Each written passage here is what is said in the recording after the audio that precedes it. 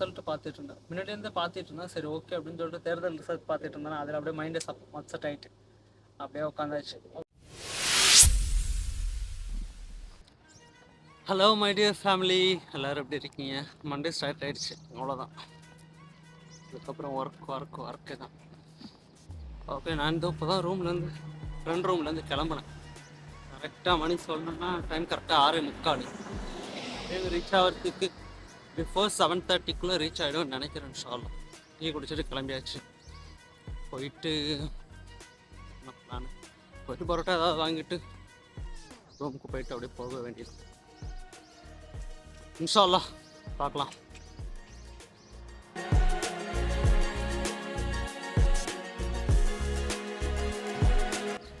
Hello case, நான் சொன்ன மாதிரி கரெக்டாக 7:30 வந்தாச்சு. 7:25 ரூமுக்கு வந்துட்டு லைட்டாக ஃப்ரெஷ் ஆகிட்டு கிளம்பியாச்சு. அப்படி குட்டிக்கு வந்துட்டேன். கரெக்டாக இன்னும் ஒரு 3 நிமிஷம் இருக்குது 8 ஆகிறதுக்கு. ஓகே, பிஸ்மில்லா, நடக்குதுன்னு பார்க்கலாம். இன்ஷால்லா வாங்க போகலாம். ஹலோ காய்ஸ், எல்லோரும் என்ன பண்ணுறீங்க?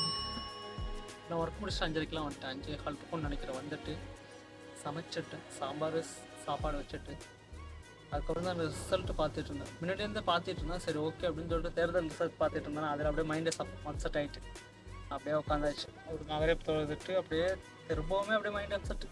அவ்வளோதான், வீடியோ எடுக்கிற மைண்டு இல்லை. இப்போ தான் மணி 11 ஆக போகுது. இப்போ தான் போயிட்டு நான் இஷா தொழுதுட்டு இப்போ தான் வந்தேன். சமைச்ச சாப்பாடு அப்படியே இருக்குது. நான் தூங்கலாம் அப்படின்னு சொல்லிட்டு நாளைக்கு பார்த்துக்கலாம் அப்படின்னு சொல்லிட்டு ரிசல்ட்டே வயிறு ஃபுல்லாகிடுச்சு. அதே போதும் அப்படின்னு சொல்லிட்டு முடிச்சாச்சு. ஓகே, அல்ஹம்துலில்லாஹ், நாளைக்கு பார்க்கலாம்.